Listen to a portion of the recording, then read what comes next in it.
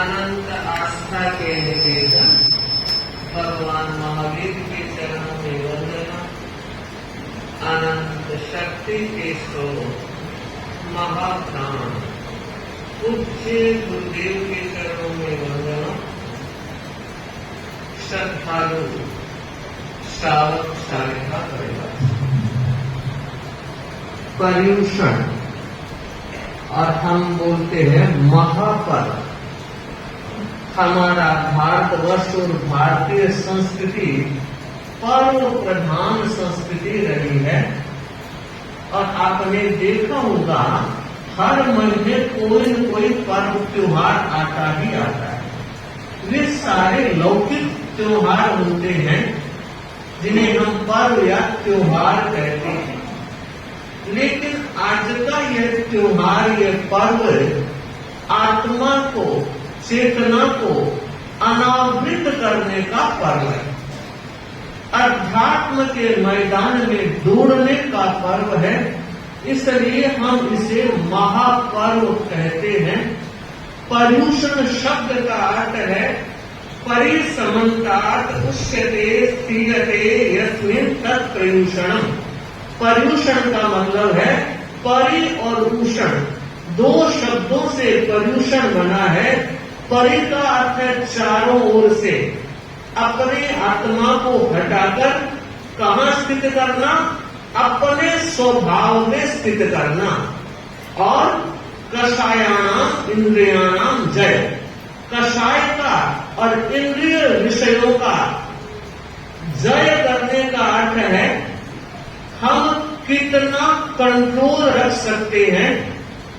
जब जब कोई परिस्थिति आती है उस समय हमारी चेतना असंतुलित हो जाती है, भावधारा से हम विचलित हो जाते हैं। उसने मुझे क्यों कह दिया? क्या जरूरत थी बोलने की? क्यों हुआ ऐसा? इस तरह की भावधारा प्रतिकूलता के वातावरण में सहज है। ये 8 दिन तपस्या के दिन है, खाने के दिन नहीं है।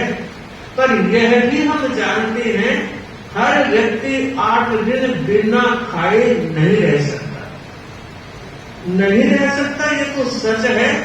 लेकिन एक तपस्या ऐसी भी है जिसमें खाने को छोड़ने की जरूरत नहीं है।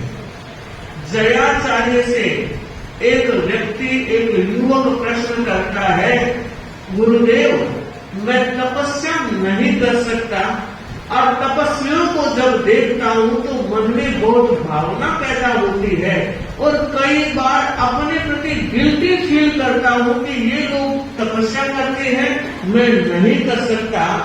आप मुझे बताएंगे क्या करूं?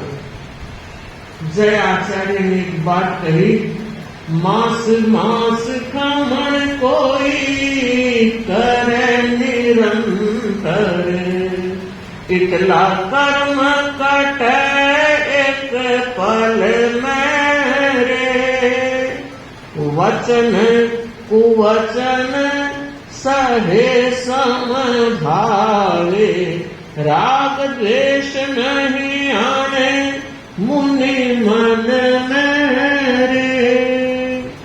बहुत सुंदर बात कही कि एक तरफ तो उन्होंने कहा कोई मांस खमण के एकांतर कर रहा, कोई है पीतमपुरा दिल्ली में मांस खमण के एकांतर, बहुत बड़ी बात है। ऐसा व्यक्ति भी एक तरफ मांस खमण का एकांतर वाला और दूसरा किसी के कुवचन को, अप्रिय वचन को, मर्म भेदी वचन को समभाव से सहन कर लेता है, महान कर्म की निर्जरा करता है। तो इन 8 दिनों में आप और हम सबको एक अठाई जरूर कर लेनी है और वो है समभाव की अठाई, वो है क्षमा याचना की अठाई और वो है हर किसी को इग्नोर कर देने की अठाई। कोई कुछ भी कहा हो आई गई कर देना है। यह क्षमा की अठाई, यह समता की अठाई। भाई मुझे लगता है खाना छोड़ना तो फिर भी आसान हो सकता है, मगर ये तपस्या आसान नहीं है। पर याद रखिए, असंभव भी नहीं, आसान नहीं, असंभव भी नहीं है। इसलिए श्रावक और श्राविकाएं जो अन्य सारे नियम उपनियम हमारे पर्युषण के हैं, उनकी समाराधना आप करेंगे। पत्रक आपको दिए हुए हैं, सारा व्यवस्थित लिखा हुआ है, उसे पढ़ना है, समझना है और करना है। ये पर्युषण धर्ममय बने रहने का समय है। ये पर्युषण धर्म को जीने का समय है। अब तक तो हमने बहुत बार पढ़ा है, समझा है, सुना है, देखा है, पर ये पर्व कहता है जियो। धर्म को जीने का उत्सव है और यह वह उत्सव है जो मुश्किल से जैन शासन को प्राप्त हुआ है। जैन समाज के सिवाय कहीं भी आत्मा को इस तरह केंद्रित करके, इस तरह आत्मा को मुख्यता दे करके कोई पर्व अगर मनाया जाता है और बड़ी विधि विधान के साथ मनाया जाता है, तो ये जिन शासन में ही मनाया जा रहा है। और तेरा पंथ धर्म संघ में आचार्यों की विशेष ऊर्जा, आचार्यों का विशेष प्रेरणा पाथे और साधु साध्वियों की भी अपनी प्रेरणाएं श्रावक समाज को जागृत करती है, अध्यात्म की ओर उन्मुख करती है। हम चाहते हैं आज जितने भाई बहन बैठे हैं वो सच में अपने भीतर में धर्म के उस रूप को उजागर करने का प्रयत्न करें। अब तक तो हमने कितने मुखोटे लगा रखे हैं, उनको उतारना है और हमारे असली चेहरे का हमें दर्शन करना है कि हमारा असली चेहरा क्या है, उसे और अधिक निखारने का प्रयत्न करना है। ऐ गालिब एक भूल मैं रोज ही करता रहा, ऐ गालिब एक भूल मैं रोज ही करता रहा। पहुंचना था चेहरे को, मैं आईना ही पहुंचता रहा। पहुंचना था चेहरे को, मैं आईना ही पहुंचता रहा। समझ गए आप?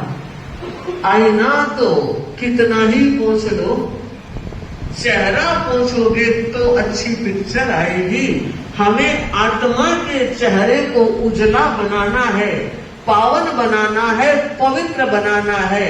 और उसका माध्यम, उसका साधन एकमात्र व्यक्ति की निर्मल भावधारा है।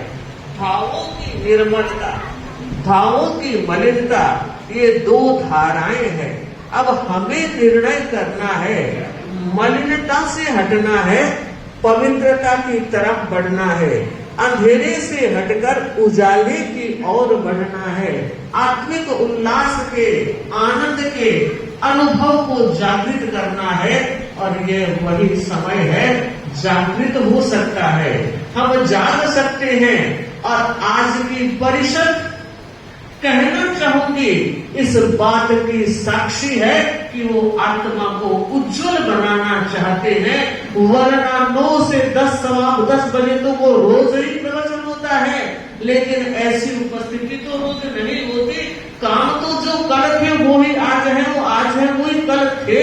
कोई नए काम पहले नहीं थे कि पहले बहुत ज्यादा काम थे और आज हमारे पास काम नहीं रहे, ऐसा नहीं है। मगर आज जोर मारा आत्मा ने और आपके भावों ने कि ये गोरख धंधे यूं ही चलते रहेंगे, जिंदगी में कामों का कहीं अंत नहीं आता है। जिंदगी जब तक रहेगी, जिंदगी जब तक रहेगी फुर्सत न होगी काम से। जिंदगी जब तक रहेगी फुर्सत न होगी काम से। अरे कुछ समय ऐसा निकालो, प्रेम कर लो राम से। कुछ समय ऐसा निकालो, प्रेम कर लो राम से। यह वक्त और ये परिषद, कल साथियां कह रही थी महाराज बाहर कुर्सियां लगा रहे हैं, बाहर कौन बैठेगा? अब देख लो बाहर कौन बैठा है।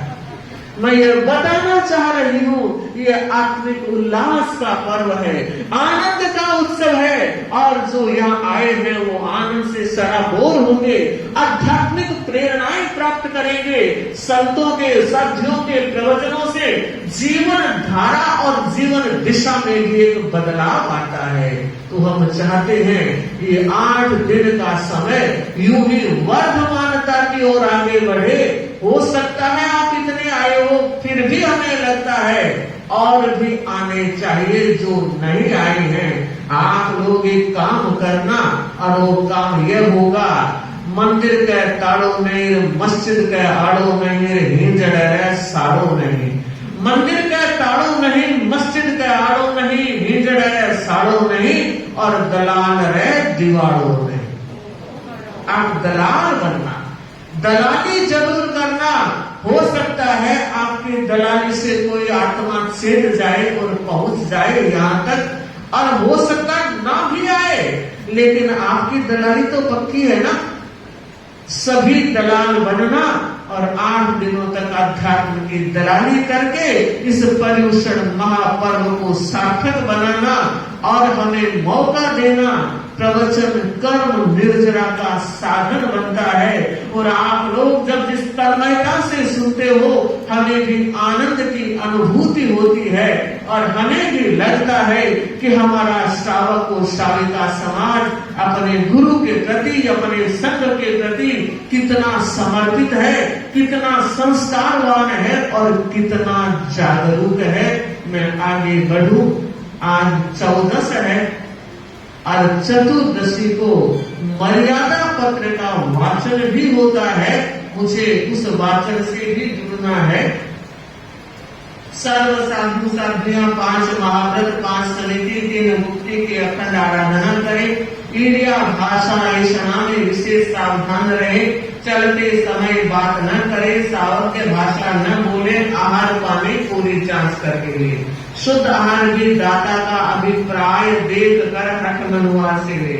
वस्त्र पात्र आदि लेते और रखते समय तथा पूजने पलटने में पूर्ण सावधानी बरते। प्रतिक्रमण और प्रतिलेखन करते हुए बात न करें। ये हमारी व्यक्तिगत साधना से जुड़ी हुई प्रेरणा का पुंज है और हमें हमेशा जागरूक रहने की प्रेरणा मिलती है। स्वामी जी ने न्याय संविभाग और समभाव की वृद्धि के लिए तथा पारस्परिक प्रेम कलह निवारण और संघ की सुव्यवस्था के लिए अनेक मर्यादाएं की। उन्होंने लिखा, सर्व साधु साध्वियां एक आचार्य की आज्ञा में रहे। विहार चातुर्मास आचार्य की आज्ञा से करें। अपना अपना शिष्य शिष्याई न बनाए। दीक्षित करने पर भी अगर कोई अयोग्य निकल जाए तो गण से अलग कर दे। आचार्य अपने गुरु भाई या शिष्य को अपना उत्तराधिकारी चुने, उसे सब साधु साध्वियां सहर्ष स्वीकार करे। आचार्य भिक्षु ने कितनी दूरदर्शी सोच का परिचय दिया। उस समय एक आचार्य की परंपरा प्रचलित नहीं थी। भगवान महावीर से लेकर अब तक की आचार्य परंपरा में एक आचार्य की परंपरा को प्राणवान करने वाले आचार्य भिक्षु को वंदना। उन्होंने एक आचार्य की परंपरा को सूत्रपात किया, पर लगता है एक नियम इतना मजबूत बनाया कि एक आचार्य की परंपरा पल्लवित हो गई। वो कौन सा नियम था कि कोई भी अपना अपना शिष्य शिष्याएं न बनाए। अगर यह नियम नहीं बनाया होता तो लगता है फिर आचार्य का एक नेतृत्व कैसे हो सकता था। जयाचार्य के जमाने की घटना, जयाचार्य ने देखा कि पुस्तकों का विभागीकरण होना चाहिए। कुछ जो पढ़े लिखे अग्रगामी थे उनके पास बहुत पोथियां थी। आज तो पुस्तकें बहुत उपलब्ध है, मगर 100-150 साल कैसे ऐसी व्यवस्था नहीं थी। तो उन्होंने सोचा कि पुस्तकों का सम विभाग होना चाहिए, हर ग्रुप में कुछ पुस्तकें रहनी चाहिए। पूछा गया संतों को कि आप अपनी पुस्तकें जिनके पास नहीं है उन्हें कुछ देने का प्रयत्न करें, तो सबका मन नहीं। पुस्तकें तो हमारी है, हमने लिखी है, सारी मेहनत की है, हम कैसे दे सकते हैं? मैं यह बताना चाह रही हूं श्रावक समाज से, घर परिवार में भी कभी कोई ऐसी समस्या आ जाती है जिसे आप बदलना तो चाहते हैं, लेकिन परिवार के सदस्य टस से मस नहीं हो रहे हैं, नहीं बदल रहे हैं। सुने, जयाचार्य अगर आदेश दे देते तो क्या मजाल थी संतों की, वो ना कह दे। लेकिन हर जगह आचार्य आदेश नहीं देते हैं, निर्देश की भाषा रहती है, और कई बार सामने वाले के विवेक पर छोड़ देते हैं कि हमने ऐसा चिंतन किया है और तुम्हारा कोई विचार हो तो बता दिया जाए। बंधुओं, उस समय जयाचार्य ने संतों की, अग्रगामी संतों की एक मीटिंग बुलाई, गोष्ठी आयोजित की, संगोष्ठी हुई, और उस संगोष्ठी में जयाचार्य ने पूछा कि आपके पास जो पुस्तक पढ़ने हैं वो किसके निष्ठाय में है? तो क्या कहा? वो हमारी निष्ठाय में है, हमारे अपने हैं, हमारी निष्ठाय में। अगला प्रश्न सुनिए, जयाचार्य ने पूछा आपके पास जो साधु है वो किसके है? अन्नदाता, ये तो पूछने की बात ही नहीं है, जन्म घूंटी के साथ हमें संस्कार दिए गए हैं कि तेरा पंथ का कोई संत, तेरा पंथ की कोई साध्वी, गुरु और गुरु जी नहीं होगी, सारे शिष्य गुरु के ही होंगे। तो क्षमा अन्नदाता, वो तो सब आपके ही हैं। अब देखिए, एक मत पे हो गए पोथी पन्ने हमारे और साधु संत आपके। अब जयाचार्य ने फरमाया कि जब साधु संत हमारे हैं, मेरे हैं, तो हमारे साधु संत आपके पोथी पन्नों का भार क्यों उठाएंगे? जिन जिन के हैं वो खुद भार उठाएगा, मेरे साधु भार नहीं उठाए। और बंधुओं, अकेला अभिमान कितना भार उठाएगा? वो तो सहगामियों का पूरा सहयोग रहता है, तभी व्यवस्थाएं समुचित रूप से आगे बढ़ती है। और बंधुओं, कुछ संतों ने तो उसी समय कह दिया, कमान दाता, ये पोथी पन्ने आपके चरणों में हाजिर है, आपको जैसे करना हो करें। और कुछ ने 2-4 दिनों के बाद सोचा और देखा इतना वजन तो हम अकेले नहीं उठा सकते। और बंधुओं, वो घड़ी और वो पल संघ के लिए कितना मंगलकारक बना, कितना कल्याणकारी बना। आज कोई भी साधु साध्वी ये नहीं कहता पोथी पन्ने मेरे। और हमारे यहाँ तो एक नियम बना हुआ है कि कोई भी साधु साध्वी 1 वर्ष से, 2 वर्ष से या 10 वर्ष से, हमने भी एक बार 9 वर्ष के बाद दर्शन किए हैं, जब भी कोई साधु संत गुरु के दर्शन करता है तो सबसे पहले वो समर्पण करता है, वंदे गुरुवरम, ये पोथी पन्ने, ये साधु साध्वियां और मैं सब आपके चरणों में हाजिर हैं। अब आप जहां रखें वहां रहने का भाव है। ये समर्पण बोले बिना हम लोग अग्रगामी साधु साध्वियां मुंह में पानी तक नहीं ले सकते। मुझे याद है, दीक्षा लिए बहुत थोड़ा समय हुआ था, गुरुदेव तुलसी बरड़ासर गांव में विराज रहे थे। एक साधुओं का सिंघाड़ा साध्वी विनय सिंह जी डोगरगढ़, जो अभी देवलोक गमन हो गया है उनका, वो दर्शन करने आई। सारी सुख साता खमत खाना सब बातें हो गई, पर समर्पण करना भूल गए, शब्दावली बोलना भूल गए। साध्वी ब्रह्मकाशी जी विराजमान थे, गुरुदेव थे, हम छोटी साध्वियां थी। उस समय जब वो जाने लगी, तब गुरुदेव ने साध्वी ब्रह्मकाशी जी को कहा, ये पानी कैसे पिएगी? और तब तत्काल याद किया गया कि आपने समर्पण नहीं किया। और उन्होंने कहा, गुरुदेव उमंग में, उत्साह में ध्यान नहीं रहा। तो सच में ये हमारे धर्म संघ की छोटी छोटी मर्यादाएं हमें बहुत बड़ा आलंबन देती है। मैं कहना चाहूंगी श्रावकों, परिवारों में भी कुछ अनुशासन होना चाहिए, परिवारों में भी कुछ परिवार की मर्यादाएं होनी चाहिए, कुछ व्यवस्थाएं होनी चाहिए। इससे क्या होगा, परिवार का एकत्व बना रहेगा, परिवार का संगठन बना रहेगा और परिवार में समरसता बनी रहेगी।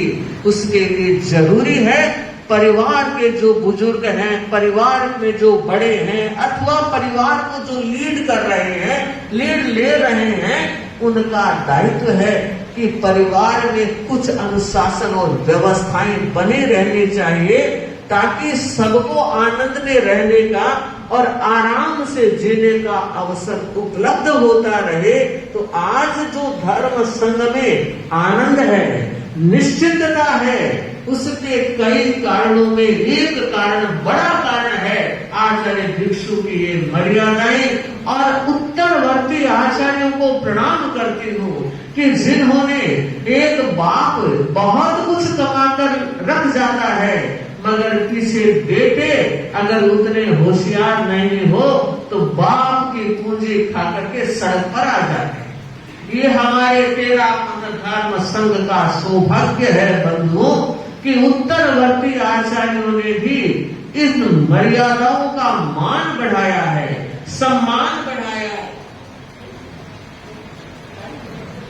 घटना, ऐसी अनेक घटनाएं हैं जिन घटनाओं के माध्यम से हम देख सकते हैं कि किस तरह से हमारे धर्म संघ में आचार्यों ने मर्यादाओं को प्राण प्रतिष्ठित किया है।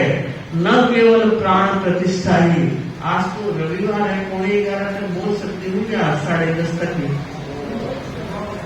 11:15, ठीक है, फिर 5-7 मिनट सूचना हुई।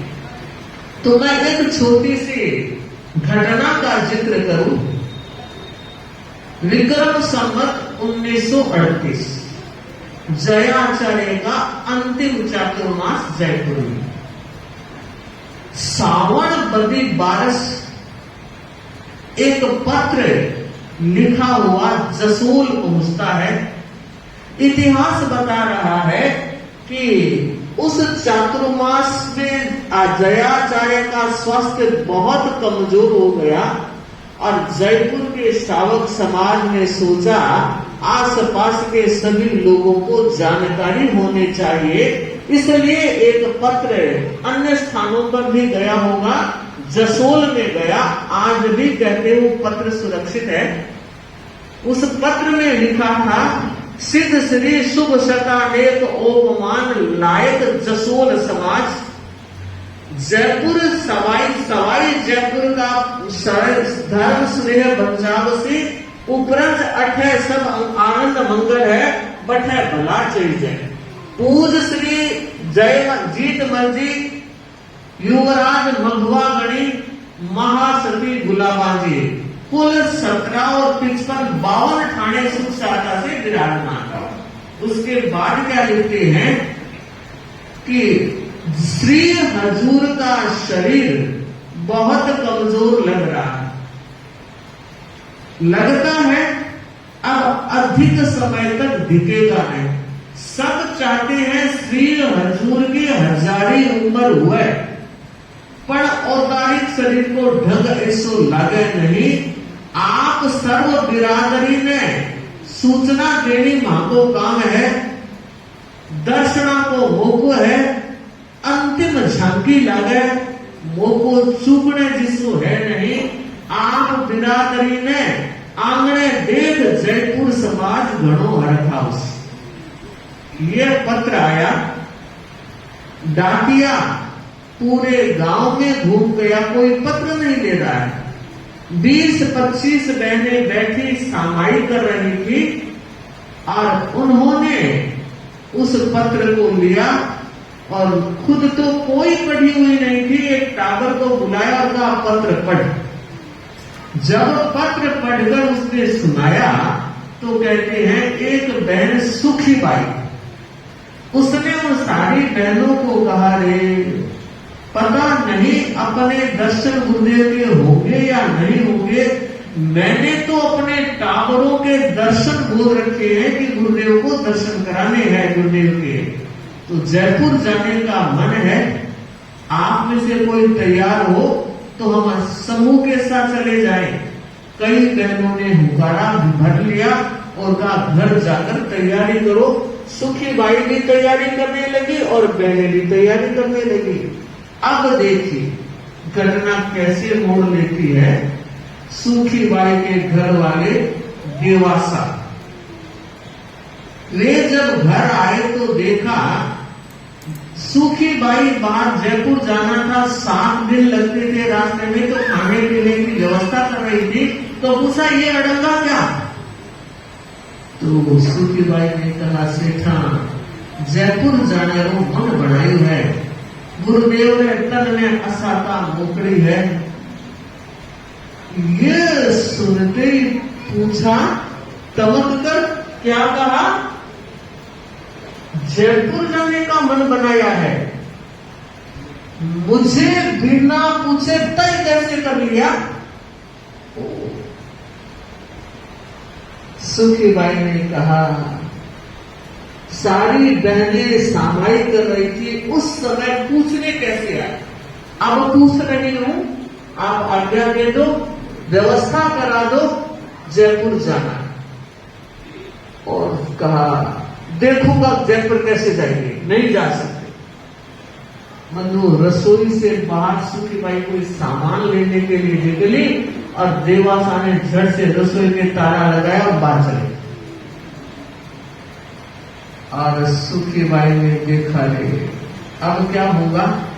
बाहर चूल्हा था, शाम का भोजन बनाया और सोचा आ जाएंगे थोड़ी देर बाद। सेठ नहीं आया, अंधेरा होने लगा, सेठ नहीं आया तो बेटे को कहा जा पिताजी को बुला कर लिया। वो जब गया तो सेठ ने झलका दिया। सुखी बाई ने सोचा सोने के लिए तो आएंगे ही, सोने के वक्त तक इंतजार करती रही सुखी बाई, पर सेठ जी नहीं आए। और जब नहीं आए तो उसने सोचा बात तो उल्टी पड़ेगी, अब क्या करना चाहिए। अपनी बेटी कसुम्बा को लेकर सारे लोग सो गए हैं, अब दुकान पहुंची। उस समय ऐसी व्यवस्था नहीं थी, बहनें दुकान जाना नाम ही नहीं लेती थी। अब देखिए गई और कहा सेठा घरे चलो, जा जा वो गिरलोगे जयपुर जा। अरे सेठा आप सियाना हो, समझदार हो, बड़ा पंच हो, मारी भूल होगी, माफ कर दो, आज्ञा दे दो जाने कोने जो।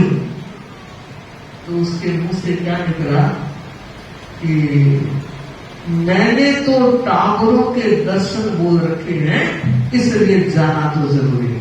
क्या कहा? टावर गिरा, टावर को मारा है। सुखी बाई ने कहा सेठा टावर तो आपका ढूंढना ही है कि नहीं टावरों को नहीं ले जा सकते।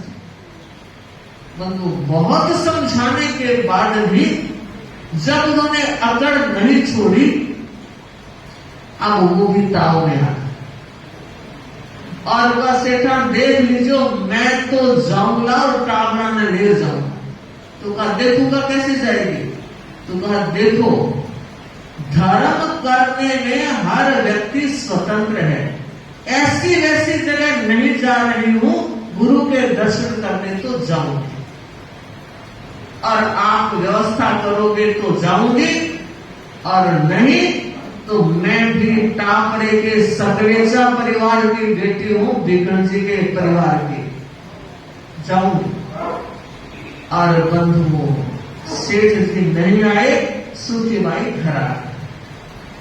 घर आने के बाद रात के उस समय उसने सारी बहनों को कहलाया कि अभी जाने का वक्त नहीं आया है, व्यवस्था होगी तब आपको सूचना कर दें। पूरी रात यूं ही बीती, सवेरा हुआ, फिर बड़े बेटे फौजमल को भेजा और कहा जा अब तो ठंडा होया, उसी बुला लिया। छोरा गया, एक थप्पड़ दी, जान जो गिलो हो गए। और रोता रोता आया, अम्मा इतनी जोर की मारी, लाल हो गया। और तब सुखी बाई ने कहा, अब ये बातों के देव लातों से मान। क्या किया उसने? जसोल में 4 बड़े पंच थे, ये सरपंच थे, देवासा सरपंच थे। एक पंच को बुलाया और घर बुलाकर कहा कि आप हमारे घर का न्याय करें। तो उन्होंने कहा, कैसा न्याय? हम तो छोटे पंच है, हमारे बड़े पंच तो देवासा है। कि नहीं, एक झगड़ा पड़ गया है, आपको न्याय करना है। सारी बात बताते हुए कहा कि मुझे जयपुर गुरु के दर्शन करने जाना है, वो जाने नहीं दे। उसने अपने 2 पंचों को और बुलाया और कहा कि अगर जाजम बैठेगी तो इकरारनामा चाहिए।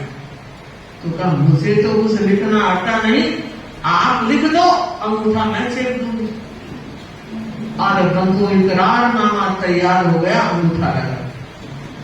फिर भी पंच कितने समझदार कि बात यहाँ के यहाँ रह जाए। दुकान में गए और देवासा को कहा कि ऐसी ऐसी बात है, आप घर मालकिन को जाने दो।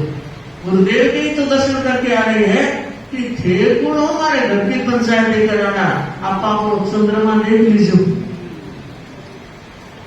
और पंचों ने कहा, सेठ जी इकरारनामा आ गया और साइन हो गए हैं, तो क्या लो मैं भी साइन कर दूं। देखियो, गुस्से में पता नहीं लगता मैं क्या कर रहा हूं। और उन्होंने भी साइन कर दिया कि पंच जो फैसला दे वो मन। कुछ पढ़ा लिखा नहीं और साइन हो गए। और पंचों ने कहा, अब जम गए। बंधु घर आए, देवासा को भी लेकर आए, जाजम बिछी और पंच बैठ गए। और तब गांव के लोग भीड़ हो गए, पूरा घर भर गया। और तमाशा देखने में तो सबको आनंद आता। बंधु एक बार फिर कहा देवासा को कि अब भी कुछ नहीं हुआ है, अब भी आप समझ जाओ और मैं आज्ञा दे दो कि मैं नहीं देगा, मुझे नहीं देंगे आज्ञा। और बंधु तब सेठानी ने कहा, पंचों में परमेश्वर विराजमान होता है, आप हमारा फैसला करो। और बंधु तब उन्होंने फैसला क्या किया? 5 बेटे थे और 1 बेटी थी। 6 टावर बैठे हैं और पंचों ने फैसला किया, घर सेठानी का और दुकान सेठ की। घर में जितनी नगदी जेवरात सारी सेठानी की, दुकान का लेना देना सेठों। नोरा सेठानी का और बाड़ा सेठ जी का। उस समय सेठ को क्या अकल आई? तो कहा, हमारा टावर इन्हें आगे बंटवारा कर दो। तब पंचों ने कहा, भोजराज, हजारीमल और कसुबा 2 बड़े बेटे और बेटी सेठानी की, और तीनों छोटिया बेटा सागर सरदार मदर अमरचंद सेठ का। बोलो शांतिनाथ भगवान की जय।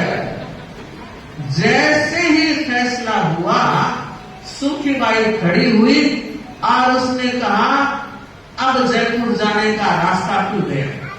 आज्ञा व्यवस्था की कोई जरूरत नहीं, सारी व्यवस्थाएं मेरी तरफ से होगी। जितने भी जसोल की बहनें चलना चाहे एक साथ जाएंगे, पर भाइयों में किसी को नहीं लेंगे, केवल वो 2 छोरे मेरे साथ होंगे। कहते हैं 60 बैलगाड़ी की, 60 बैलगाड़ी में 60 बहनें बैठी और एक वो बैलगाड़ी हाँकने वाला। और जसोल के बाजार से होती हुई दुकान पास में आई। सेठ जी देख रहे थे, जाऊं मैं जयपुर जाऊं सेठा। सबको लेकर वहां गई। 7 दिन रास्ते में लगे। जयपुर पहले सूचना करवा दी। वो गगरी मारवाड़ी वेश और वो हाथी दांत का चूड़ा सांगानारी गेट से घुसे। और जब जवेरी बाजार आया तो बहनों ने एक लाइन बना ली। पूजी महाराज री जय। वो हाथी गांव रो छोड़ो यूं जाता। लोगों ने देखा रे गगड़ी पलटन आई। पूरे उत्साह जुलूस के साथ जब वो वहां पहुंचे, उस समय मघुआ गणित प्रवचन किया करते थे। गुरुदेव के तन में असाता थी, ऊपर विराज रहे थे। तो प्रवचन में जैसे ही सबने दर्शन किए तो मघुआ गण ने प्रवचन रोक कर फरमाया, ऊपर गुरुदेव दर्शन ऊपर। वे सारी गणने ऊपर गई, दर्शन किए और सूखी बाई ने दोनों टांगों को कहा, सावर दर्शन कर लियो, सिर रगड़ रगड़ दर्शन कर लियो, तो दर्शन बोलियो ना जना हो गया। जयाचार्य ने ऊपर देखा, तब बहनों ने कहा महाराज घर में झगड़ा करके आए। और सारी घटना बहनों ने जब बताई तो कहते हैं जयाचार्य उस समय व्याख्यान में बताए और पूरी परिषद को घटना बताई कि ये बहनें यूं दर्शन करने के लिए इन सारी महिलाओं को लेकर आई। जयपुर समाज ने 5 दिनों तक विजमानी दी, सरकारी परमिशन के साथ पूरे जयपुर को घुमाया। और जब वो वापस जाने लगी, उस समय जयाचार्य ने फरमाया, सुखी बाई दर्शन को काम होगी, सेवा होगी, अब विनम्रता बढ़ानी, बैर विरोध राग द्वेष राखड़ो नहीं, जाता ही सेठा खबर खाना। 7 दिन वापस आने के लगे और रास्ता वही था, दुकान आई और सेठा ने सूखी बाई नीचे और कहा, सेठा मैंने तो अपना काम कर लिया। गुरु महाराज ने फरमाया है राग द्वेष बढ़ानो नहीं, लो खाऊं गणा गणा खबर खाना है, अब घरे पधारो। जो देस्यो वो खास्यू, जो कैस्यो वो करस्यू, पूरा समर्पण, लेकिन धर्म ज्ञान में स्वतंत्र। सेठ जी तो 15-20 दिन में गलत ही दाग गया। 3 टाबरा ने पालना है तो मामा हुए टाबरा ने पाल ले गए। त्यार ही बैठा, बाई त्यार बैठी, भाई लेन आ गयो बुके से। और बंधु धड़ी लुगायारो झगड़ो इतो ही हुआ करे। से दोनों पासा एक मेल हो गया, मगर इतिहास बता रहा है कि वो 6 टाबर जो थे वो तीनों बड़े थोजमल और हजारीमल और कसुम्बा, जब भी पूछा जाता आप किसके, कि सुखी बाई के, और पिछले दिन कहते देवास। बंधु और बहनों, मैं ये कहना चाह रही हूं कि हर व्यक्ति धर्म करने में स्वतंत्र है और कम से कम परिवार के हर भाई बहन का दायित्व है इसमें दखल अंदाजी ना करे, खलल ना उपजाए, ताकि घर परिवार में आनंद बना रहे।